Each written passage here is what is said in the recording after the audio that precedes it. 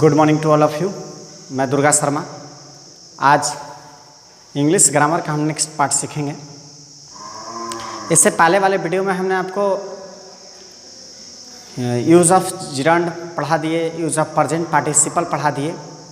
तो जब use of gerund और प्रेजेंट पार्टिसिपल, तो आप देख सकते हैं कि दोनों के फॉर्मेशन जो है सेम होता है, दोनों के फॉर्मेशन सेम होते हैं, अर्थात बनावटी जो होती हैं जिरंड और प्रेजेंट पार्टिसिपल का दोनों सेम होते हैं। और आज इस वीडियो में उन्हीं दोनों के बीच में हम डिफरेंस सीखेंगे कि जिरंड और प्रेजेंट पार्टिसिपल में क्या डिफरेंस है। ठीक है, तो आज हम क्या सीखेंगे? तो आज हम सीखने वाले हैं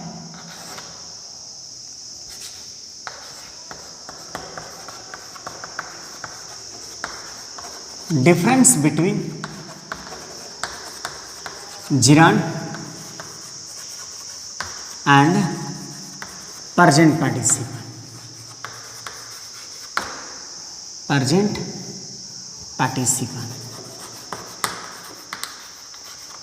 हम आज ये जो इस वीडियो में यही सीखने वाले हैं, difference between gerund and present participle. अर्थात हम इसमें क्या सीखने वाले हैं? तो इसमें हम ये सीखेंगे जिरंड, ठीक है, gerund versus present participle, gerund versus present participle. हम लोग इसमें यही सीखने वाले हैं, difference between gerund and present participle, कि प्रेजेंट पार्टिसिपल और जिरंड के बीच में क्या डिफरेंस है, हम खास यही सीखने वाले हैं। ठीक है, तो हम लोग इस वीडियो में क्या सीखेंगे?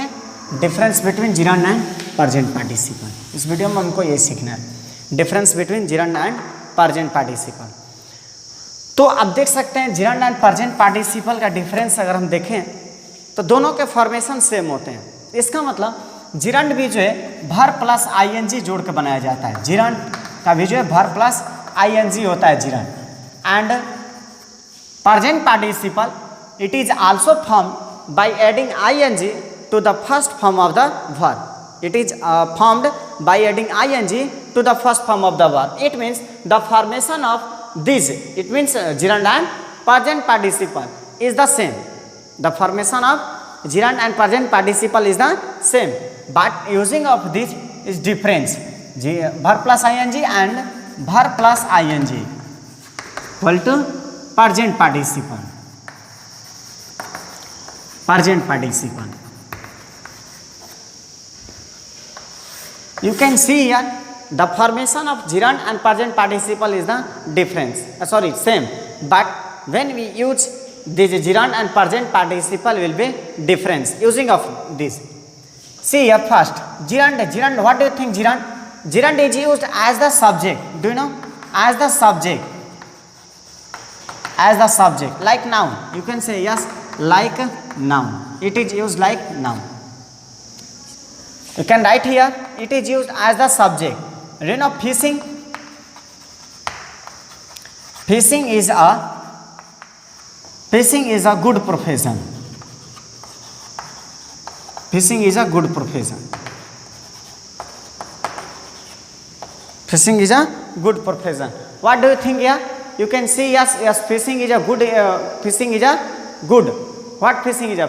Fishing is a good profession. It means fishing is a good profession. It means you can say before is I have used, before is, it means before this verb I have used gerund. It is a gerund, but in this sentence it has been used as the subject of the sentence. It has been used as the subject of the sentence. We can also take another example. Yes, swimming is good for health.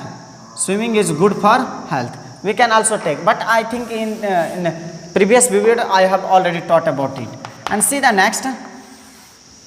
It is used as an object, like noun. See this.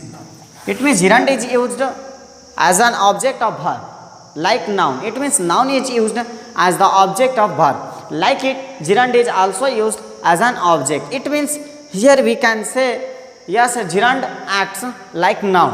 Gerund acts like noun. It means it always acts like noun. So it is called verbal noun.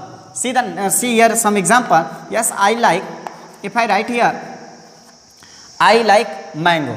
I like mango. You can also write, yes, I love Radha. Here I have written I love Radha. It means Radha is a noun, and in this sentence Radha is object of love. Radha is object of love. It means love is a verb, and the object of this verb is Radha. And if we put here, yes, I love fishing. See this, fishing. What do you think? This fishing has taken the place of noun. This fishing has taken the place of noun. Just before I have used a noun Radha, but here I have used fishing. It means this gerund has taken the place of noun. It means here this formation of verb is acting like noun, and this verb is gerund, because gerund acts like noun. And we also take another example. Yes, gerund is used as an object of preposition, like noun. Preposition, देखिए ये preposition के object की तरह भी काम करता है। ठीक, प्रीपोजिशन के बाद जैसे आप प्रीपोजिशन के लगाते हैं, जैसे हमने लिख दिया, जैसे हमने दे दिया I am fond of playing cricket. I am fond of playing cricket. यहाँ पर देखिए हम ये भी तो लिख सकते थे, हम यहाँ पर लिख सकते थे कि नहीं, आई फॉन्ड ऑफ मैंगो लिख सकते थे ना, आई फॉन्ड ऑफ म्यूजिक आप लिख सकते थे नहीं। फॉन्ड ऑफ के बाद हम कोई भी नाउन भी लगा सकते थे, और ठीक फॉन्ड ऑफ के बाद इसने हमने क्या लगा दिया, जिरन। ये ऑफ क्या है, प्रीपोजिशन है, और ठीक प्रीपोजिशन के बाद हमने जिरन लगाया। और भी ले सकते हैं,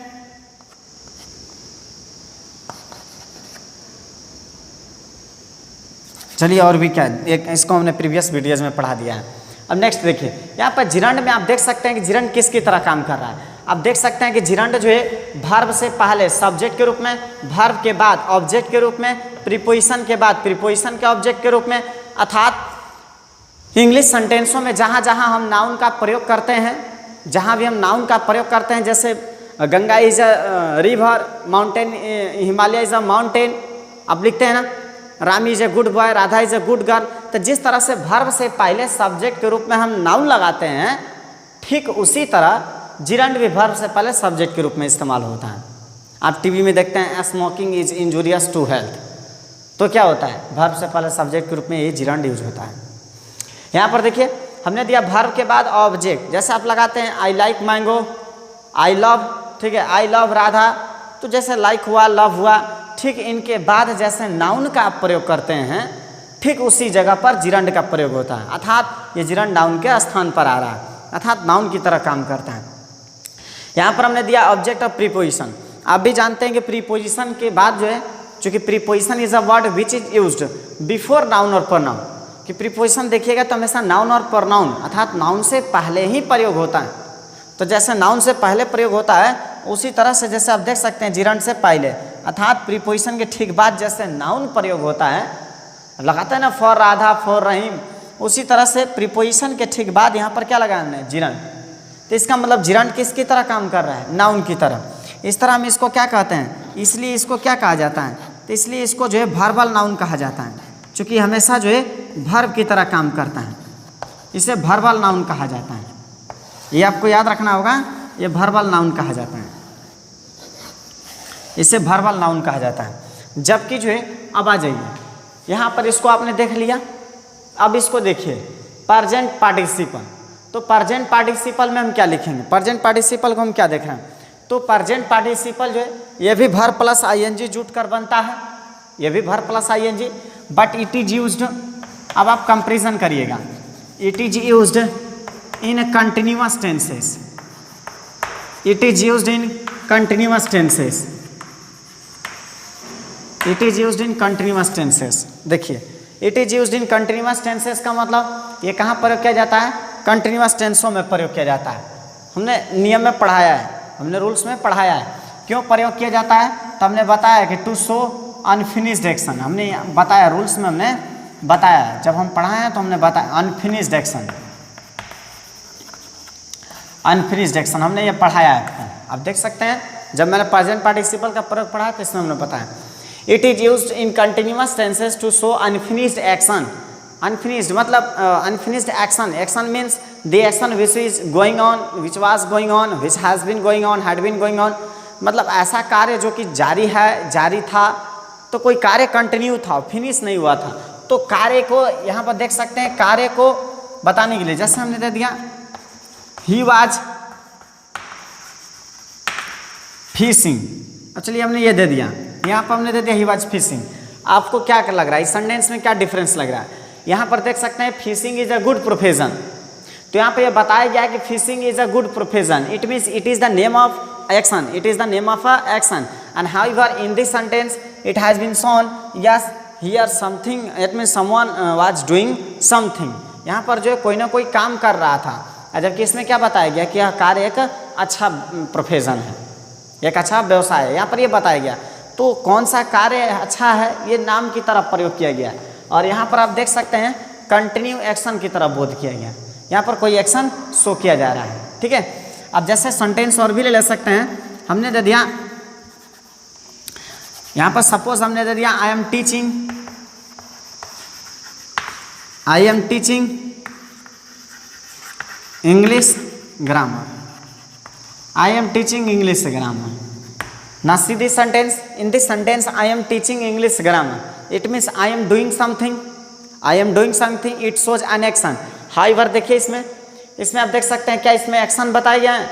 fishing is a good profession. जैसे आप लगाते हैं Ram is a good boy, कि राम एक अच्छा लड़का है, उसी तरह से ये भी बताया गया कि fishing is a good profession. Noun की तरह बताया गया, जैसे राम को आपने अच्छा बताया उसे फिशिंग को अच्छा बताया गया, एकदम नाउन की तरह बताया गया। ठीक है, नाउन की तरह यूज हुआ है। अब यहाँ देखिए वर्ब के बाद ऑब्जेक्ट के रूप में, वर्ब के ठीक बाद ऑब्जेक्ट के रूप में क्या हुआ है? फिशिंग। ऑब्जेक्ट की तरह मतलब नाउन की तरह कि आई लव राधा, उसी जगह पर आई लव फिशिंग हुआ है। सिंपल तरीका से पहचान सकते हैं। हमने दिया as an object of preposition, preposition के बाद जैसे नाउन प्रयोग होता है वैसे ये भी प्रयोग हुआ है, और नाउन के प्रयोग होने की वजह से इसे क्या कहा जाता है? नाउन के जगहों पर प्रयोग होने की वजह से इसे वर्बल नाउन कहा जाता है। अब इनकी कंपैरिजन इससे करिए। अब इस सेंटेंस में देख सकते हैं कि वह कोई कार्य नहीं बता रहा था, लेकिन ये एक्शन बता रहा है। कहाँ कोई कार्य हो रहा था, कोई कार्य हो रहा है। जैसे मैंने कहा कि I am teaching now, it means I am doing something now, it means it shows an action. And we can also take another example, it is used as an adjective. ये एडजेक्टिव की तरह इस्तेमाल होता है। देखिए adjective की तरह इसका इस्तेमाल होता है। एडजेक्टिव की तरह इस्तेमाल होने का मतलब, अब देखिए एडजेक्टिव की तरह हमने दे दिया it was an interesting story. इस सेंटेंस में आपको क्या देखने को मिल रहा है? It was an interesting story. How was a story? Interesting story. In this sentence interesting is describing about noun, ये नाउन को डिस्क्राइब कर रहा है, और ये क्या है? फॉर्मेशन है ना, आईएनजी जुटा हुआ है, प्रेजेंट पार्टिसिपल। तो इसमें ये क्या कर रहा है? ये किसकी विशेषता बता रहा है? नाउन की विशेषता बता रहा है। ये नाउन की विशेषता बता रहा है, इसलिए ये क्या हुआ? एडजेक्टिव। जबकि देखिए तो ये कहीं भी एडजेक्टिव किसी की भी विशेषता नहीं बता रहा, किसी की भी विशेषता नहीं बता रहा। जैसे आईएनजी जो वर्ब का फोर्थ फॉर्म होता है, आप देखिए यहाँ पर फोर्थ फॉर्म हमने 2-3 लिखे हैं। क्या आपको लग रहा है विशेषता बता रहा है किसी का कि अच्छा है, कि रोचक है, कैसा है? कहीं बता रहा है? नहीं। ये तो इसमें गुड बता रहा है कि अच्छा है। ये गुड किसकी विशेषता बता रहा था? वो फिशिंग का। ये एडजेक्टिव है ये, लेकिन इसमें देखिए तो यही ऑब्जेक्टिव सॉरी एडजेक्टिव बन जा रहा है। हम ये भी लिख सकते हैं, क्या लिख सकते हैं? हम ये भी लिख सकते हैं आयशा, हमने दे दिया आयशा अ रनिंग हॉर्स। यहाँ पर देखिए हमने दे दिया आयशा अ रनिंग हॉर्स। मैंने एक दौड़ता हुआ घोड़ा देखा। दौड़ता हुआ घोड़ा, कैसा घोड़ा? दौड़ता हुआ घोड़ा। ठीक है, रनिंग। अब जैसा देखिए आपको ये भी याद रखना होगा कि जो रनिंग मीन्स दौड़ते हुए, प्लेइंग मीन्स खेलते हुए, टीचिंग मीन्स पढ़ाते हुए, रीडिंग मीन्स पढ़ते हुए, राइटिंग मीन्स लिखते हुए, इसका अर्थ आता है। ठीक है, तो अब देखिए आयशा रनिंग हॉर्स, यहाँ पर मैंने एक दौड़ता हुआ घोड़ा। घोड़ा कैसा था? तो दौड़ता हुआ घोड़ा था। कैसा घोड़ा था? तो दौड़ता हुआ। ये किसकी विशेषता बता रहा है? घोड़ा का। अब घोड़ा भली भांति जानते हैं कि हॉर्स क्या है? नाउन है, और ये नाउन को क्वालिफाई कर रहा है, और जो वर्ड नाउन को क्वालिफाई करेगा उसको क्या कहेंगे? एडजेक्टिव कहते हैं, उसे एडजेक्टिव कहते हैं। तो देखिए अब यहाँ पर आप देख सकते हैं डिफरेंस, ये नाउन की तरह काम कर रहा है जबकि एक्शन शो कर रहा है, और ये एडजेक्टिव की तरह काम कर रहा है। तो इसीलिए इसको हम क्या कहते हैं? इसीलिए इसकी अगर बात कही जाए तो इसको हम लोग क्या कहते हैं? इसको हम लोग क्या कहते हैं, इसलिए इसको हम वर्बल एडजेक्टिव कहते हैं, इसीलिए इसको हम वर्बल एडजेक्टिव कहते हैं। ठीक है, इसको हम वर्बल एडजेक्टिव कहते हैं, कारण यही है, इसको हम वर्बल एडजेक्टिव कहते हैं। ठीक है, तो आप जो है आराम से पहचान सकते हैं, जिरांड नाउन की तरह काम करता है और प्रेजेंट पार्टिसिपल एक्शन और एडजेक्टिव की तरह काम करता है, वर्ब और साथ ही साथ एडजेक्टिव की तरह काम करता है, इसलिए इसे वर्बल नाउन, इसे वर्बल एडजेक्टिव कहते हैं। डिफरेंस और पूरी बात मिला कर कहें तो आप अपने दिमाग में ये भी लगा सकते हैं कि ये सभी जो चीज़ें हम लोगों ने सीखा है, सीधी सी बात है कि हम लोगों ने बिफोर ही आप शॉर्ट फॉर्म में कहते हैं, इनके प्रयोग कहाँ कहाँ किए जाते हैं। तो आप देख सकते हैं इसी बिफोर जिसको हम लोग रटते हैं उसको एक नाम जिरंड से जाना जाता है, तो एक तरफ प्रेजेंट पार्टिसिपल से जाना जाता है। तो जिरंड के रूप में इसका यूज किधर और भी कहीं किया जाता है, तो पार्टिसिपल के रूप में इसका प्रयोग कहीं और किया जाता है। तो आप सिंपल तरीका से समझ सकते हैं। ठीक है, ये जिरंड और प्रेजेंट पार्टिसिपल का हमारा डिफरेंस रहा कि कहाँ कहाँ इसके डिफरेंस होते हैं। ठीक है, इसके बाद नेक्स्ट वीडियो में मैं आपको जो है यूज ऑफ पास्ट पार्टिसिपल और परफेक्ट पार्टिसिपल लाऊंगा, और जो ही पास्ट पार्टिसिपल और परफेक्ट पार्टिसिपल खत्म होगा तो हम लोग जो है नेक्स्ट एक्सरसाइज पढ़ेंगे कि कैसे जो है वर्ब में करेक्ट इनकरेक्ट पता किया जाता है और कैसे मिसिंग वर्ड पता किया जाता है। मैं पूरे आसानी तरीका से आपको बताऊंगा। ठीक है, पूरे आसानी तरीका से, लेकिन तब तक आप लोग नोट्स बनाइए और रिवीजन जरूर करिए, उसके बाद देखिए आपको करेक्ट इनकरेक्ट और मिसिंग बनाने में सबसे ईजी होगा। ठीक है, धन्यवाद।